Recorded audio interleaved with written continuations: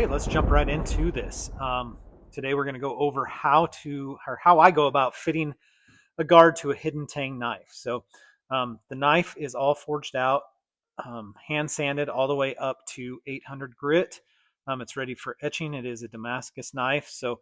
But we're going to fit this piece of silicon bronze on here for a guard. So it's going to sit on there just like that. And so there's certain steps that we need to go through, and that will make it easier for the beginner to be able to do this and have a good fit up and no gaps and that sort of thing. So um, let's get right to it. So the first key that I always do is make sure that my knife is set up good to accept the guard. So first thing that we want to do is we want to have these shoulders right here as straight as we possibly can. We want those straight across, so that guard is going to come up against these shoulders right here, these shoulders here and here, and set nice and tight up against those. And so there won't be any gaps in there once we get that set up. So the way that I do that is I have myself a carbide file guide that I put on there. So this is a carbide face right here, and I put the knife in here just like this, clamp it down, and then I can go to the grinder and grind those back, and then take a little bit of a file and file any other that might be left over to get those nice and straight.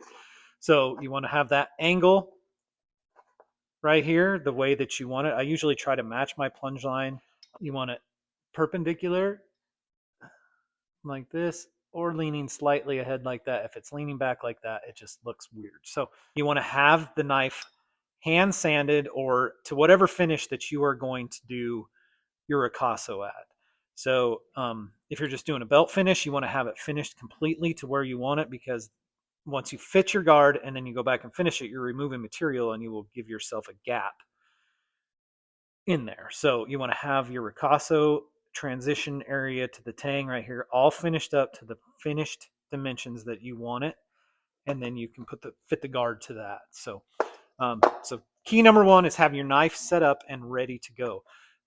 Also, along with that, I didn't mention, you want your tang to taper from the ricasso down to the end of the tang. And mine is not ready yet. I'm going to take it over to the grinder, taper it down just a little bit, so your thickest point is right here where the tang meets the ricasso. So we'll want to taper this down, and then that way the guard can slide up on there. So I'm going to take this over and get it tapered down.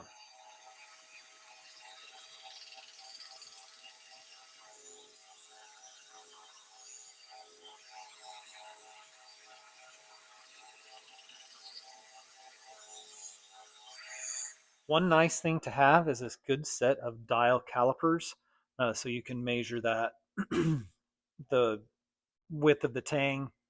So it's at 176 thousandths there, and then back where I started tapering the tang, we're at 170, 165, 155, 145. So it tapers the whole way down. So that should take care of being able to slide the guard up on there. So next we need to get the measurements for where the guard fits. So first thing I like to do is give myself a little bit of wiggle room on top. Let me zoom in here just a little bit. Oh, stop it. Stop moving. Stop it. Okay. I like to give myself a little bit of wiggle room up here on top for the top of the guard. So I give myself more than I need, which is right there is probably plenty. And I like to just mark where it's going to start. I scribe a little line where it's going to start.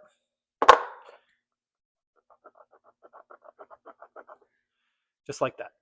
So we got a line scribe where we're going to start. I like to scribe a line right down the middle. So we are at 1 inch wide, so we need to go half an inch. That's not enough. That was not the middle. I don't know what I was thinking. Okay, here is the middle.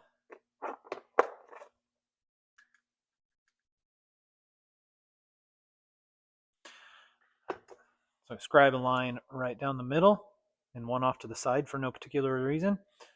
Now we can mark out where we are going to drill our holes. But first, we need to choose a drill bit. Okay, so the nearest size drill bit that I can find right now that I have, my whole set is gone for whatever reason. Anyway, this is what I could scrounge up. It is about 159 thousandths. It's a 21, a number 21 drill bit.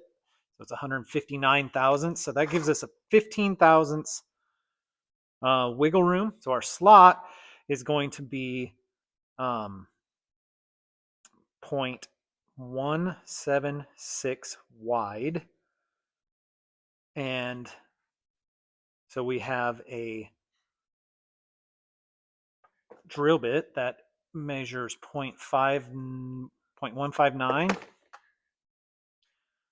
159. So we have 15 thousandths roughly. My goodness, my math is terrible.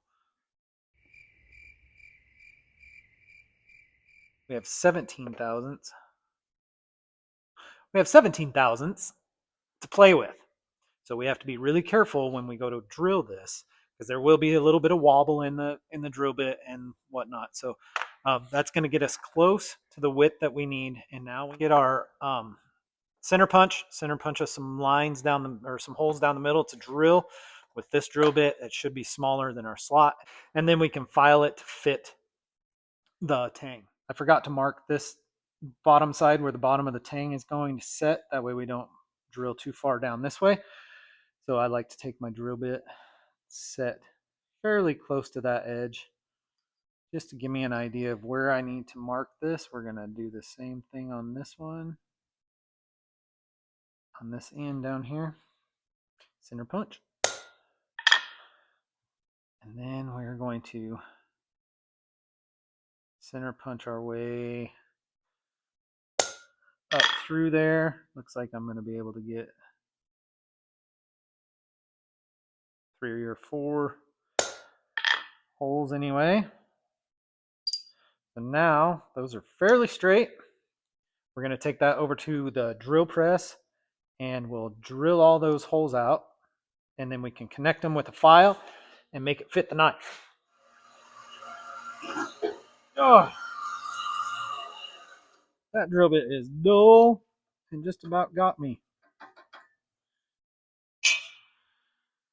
That's why you use a vise. Let's sharpen a drill bit.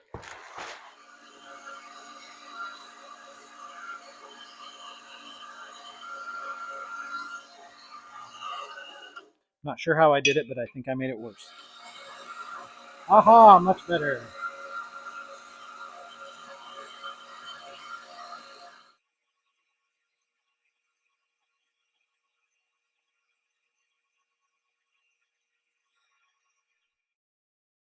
So there's our holes. Hopefully we didn't go too big with all of that dull drill bit.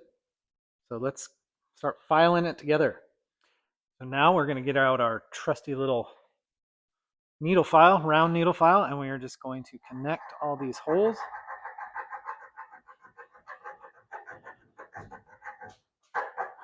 Trying not to take any off of the sides. Okay, so I made it all the way through. All the holes are all connected now. So now we're going to go on to a flat file.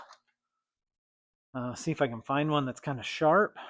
And we're going to flatten out these sides, making sure not to go any wider than what the drill bits did to start with.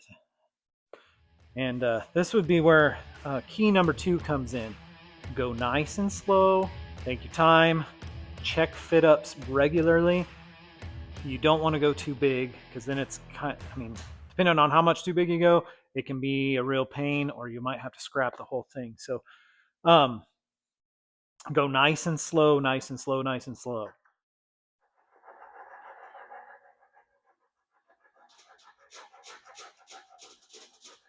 So I'm getting close, and as you get the hole bigger, you can graduate to bigger files that can fit in there, and then you can get it a little straighter. I like to file the back side maybe just a little bit more than the front side, so the front is where it fits tight. And we're getting pretty close on that side. Do a little more work on this side over here, and then we'll do a fit up check. So we're gaining. We're getting up there a little ways.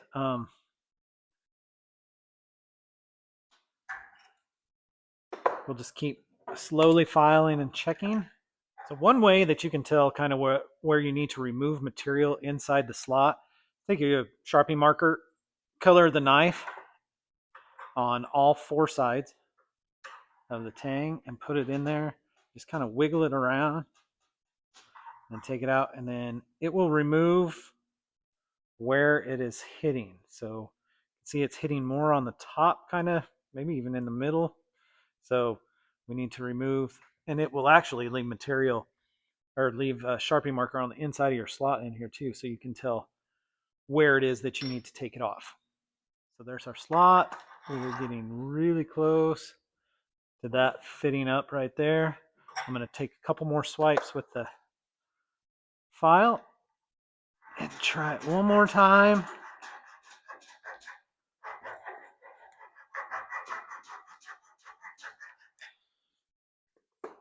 All right, let's try it one more time. That might have been too much. Just messing. It's a different knife. I think it's about time to try and knock it on there. So we'll go over to the vise and do that. So I have the knife wrapped in a blue shop towel and some duct tape just to save the finish on it, the hand sanding that I did. And then I'm going to take and wrap it in a little bit of leather, crank it down in my vise. I cleaned up the face on it, 400 grit on the grinder, just to get rid of any burr or anything. So we're going to put that there. I have a trusty little spacer thing to keep from denting up the back of the guard, make it not want to fit on the knife. And then I have this piece of pipe that I cut some slots out of for bigger knives. You know, sometimes the tang is curved, and so it's got to set outside there, but this one's short, so it doesn't matter. I'm going to put that on there, and we're just going to try to knock that down on there. We're not going to get too crazy.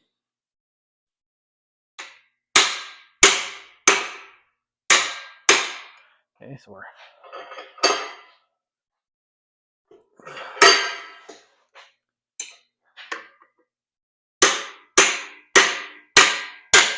okay, so we are quite a ways away yet, looks like. I thought we were closer than that. So we got it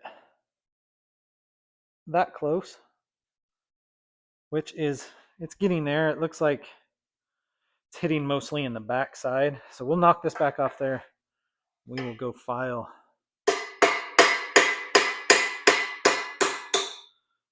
some more on the back side, maybe. See if we can get it to fit.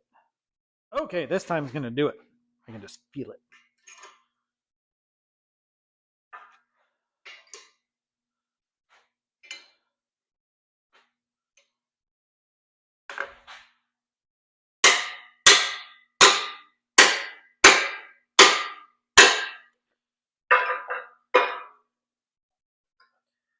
That went on pretty easy that time. All right, so you can see, maybe, we have no gaps on the shoulders. And we have little gaps on the sides, but that's not a big deal. We can take care of that, and I will show you how right now. All right, so what we have here is a very small ball peen hammer. And what we're going to do is we're going to hammer right along this edge, nice and light, and along this edge, nice and light, right there. And that's going to mushroom those in just a little bit. And then we will drive it back on the knife. And it doesn't take much usually. Both sides.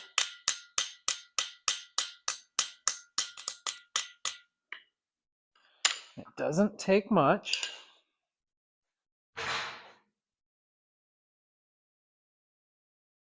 You can see that where I mushroomed them out just a little bit. Now we'll go drive that back on the knife and the gaps should be closed.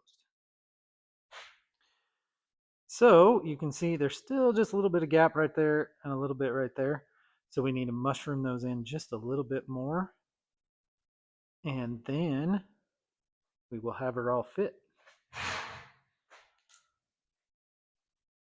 So we're going to break out the big dog for this one. We're going to use the very edge of my cross peen here. But nice and light.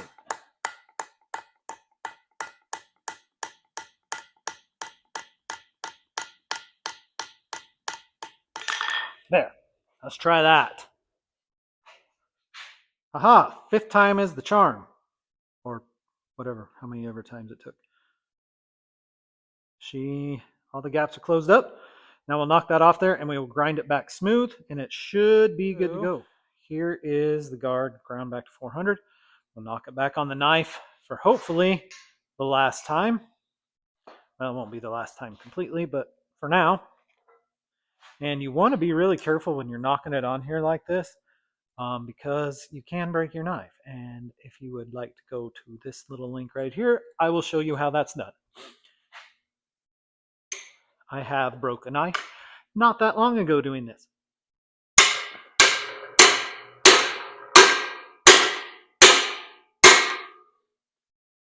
Tighten that up a little bit more.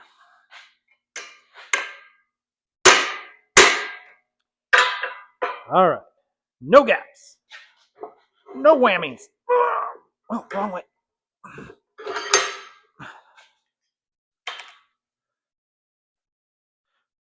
Oh, it's beautiful. And there it is. All on there, nice and pretty. No gaps on shoulders there.